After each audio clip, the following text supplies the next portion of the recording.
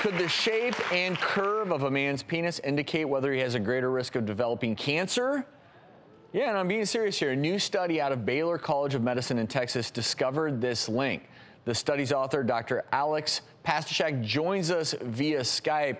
Dr. Pastuszak, this was a study. You looked at over 1.5 million men and really found what I would call a surprising link between what we'll call it the shape and curve of a man's penis with these risks. Tell us about that. What we really kind of set out to do here was to see if there was a link between this disease of penile curvature called Peyronie's disease and other conditions, really. And the reason we actually did this was in the lab, we were finding that there are genes that are associated with this condition that may link to cancer.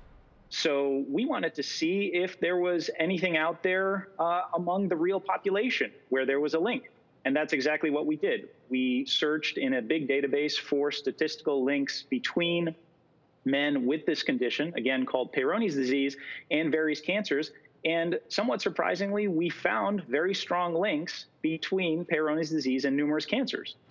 So I think just for our viewing audience, maybe you could explain a little bit about the scar tissue and inflammation that's thought to contribute to Peyronie's disease, and then how you think that's linked to certain types of cancers. What mechanism do you think is common? I can't answer that question right now because we haven't drilled deeply enough. But what's really interesting here is that it's going to be at the level of genes and molecular mechanisms. You know, the three cancers that were in particular associated here included skin cancer or melanoma, stomach cancer, and testicular cancer. And prostate cancer really wasn't very far behind either.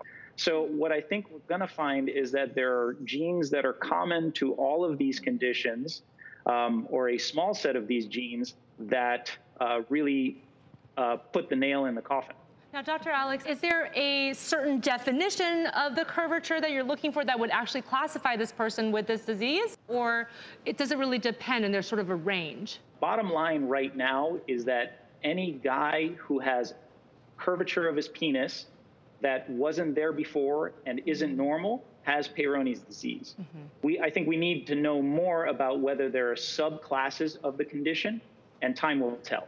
So for right now, it sounds like there's a lot yet to be teased out, but if you're a man and you suffer from Peyronie's disease, I think you really need to be on the lookout, and you may want to be extra vigilant. Obviously, can be very subtle signs and symptoms. You need to talk with your doc about that. This is new information. We've all studied for screening. Peyronie's disease, and we know what it is in men, but this is the first time we're hearing that there may be a potential connection with malignancies. So if you're a man and you have a curvature of your penis that wasn't there, you should talk with your doctor about it. It's not something that's confined just to the bedroom and your sex life. Right. This is something that your doctor needs to know about.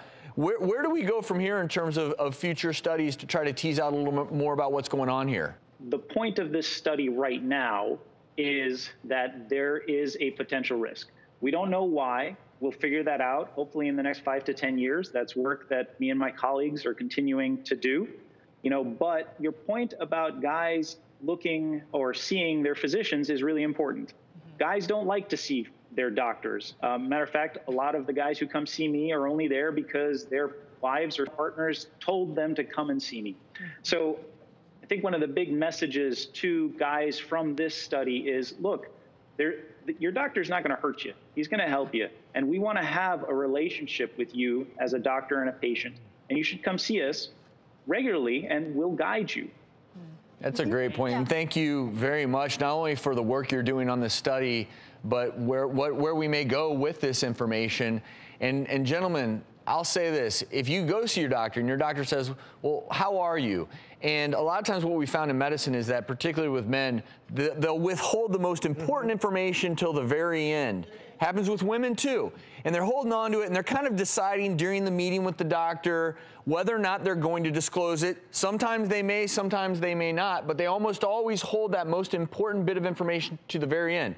Well, don't. If you're a man and you're worried that you may have Peyronie's disease, next time you schedule, walk into the doc's office and say, hey, I was watching the doctors, and I think I may have this thing called Peyronie's disease. I learned there may be a link to cancers. I just want to throw that out there. Your doc's going to say, thank you for sharing that with me.